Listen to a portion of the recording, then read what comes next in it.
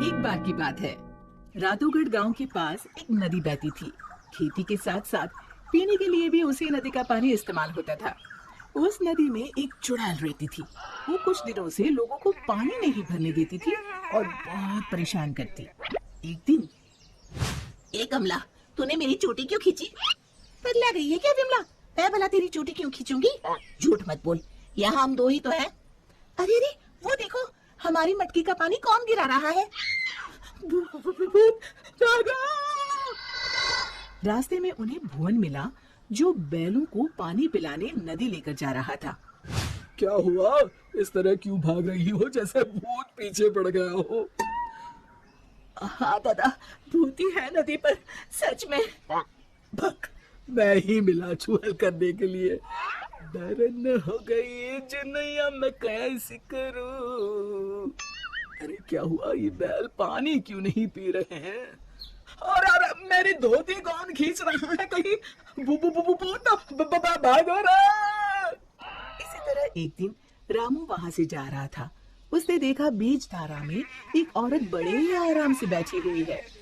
ए, तुम वहाँ क्यों बैठी हो? अरे बाहर आ जाओ, मरना है क्या? उसने पलटकर आदमी की तरफ देखा और फिर जोर से हंसी।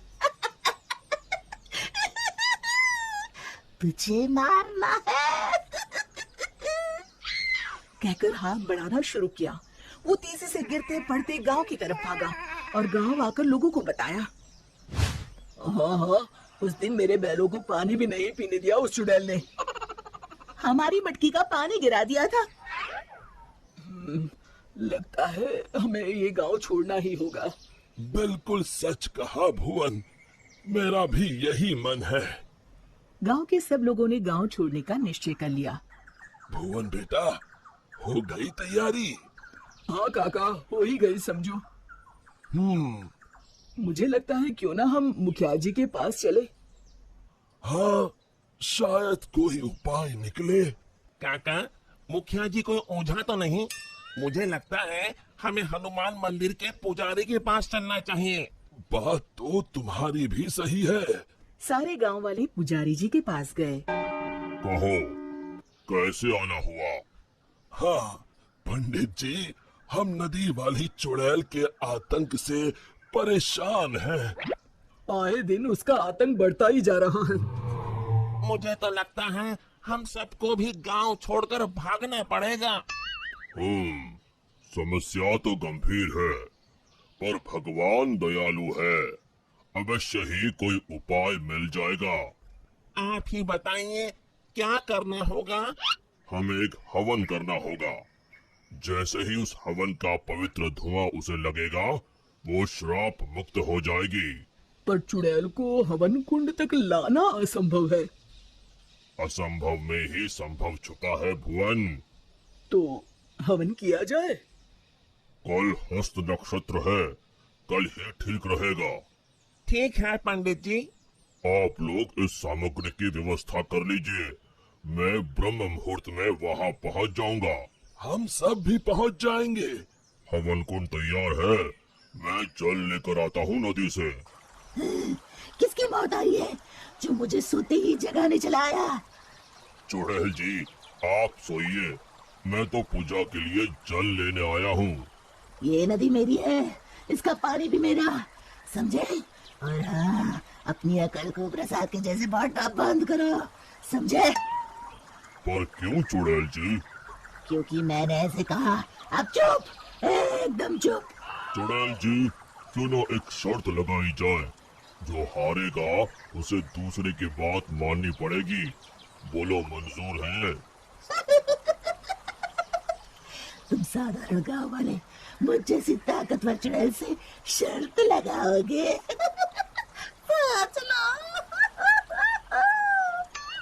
चुड़ैल जी, पहले शर्त सुन तो लो। जितना तो मुझे ही है, फिर भी बताइए तो। अभी हम यहाँ नदी पर हवन पूजन कर रहे हैं, आपको उसमें आना होगा।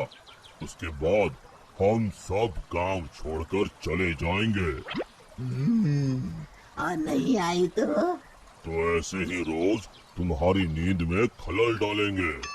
ठीक है, पर मेरी एक शर्त है, मुझे कोई मंत्र सुनाई नहीं देना चाहिए। मैं पूजा में भाग नहीं लूंगी। ठीक है चुड़ैल जी, आप बस वहाँ बैठिएगा। चलो। गांव वाले चुड़ैल को देखकर डर गए, पर पुजारी जी ने इशारा किया तो वो शांत होकर बैठ गए। जैसे ही पंडित जी ने आखिरी आहुति आग में डाली और धुआं चुड़ैल की तरफ गया, वो जलने लगी और जोर जोर से चीखने लगी।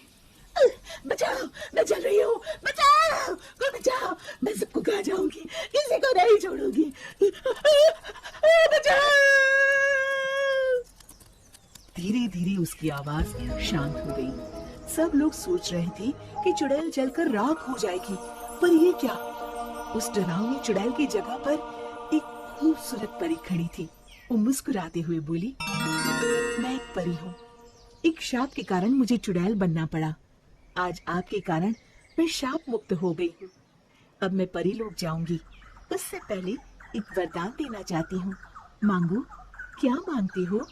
अगर कुछ देना है तो ऐसा वरदान दो कि इस नदी का पानी कभी न सूखे। तथास्तु कहकर परी उड़ गई। फिर सब खुशी खुशी रहने लगे। शिक्षा, समस्या की जड़ तक पहुंचे बिना हार नहीं मानना चाहिए।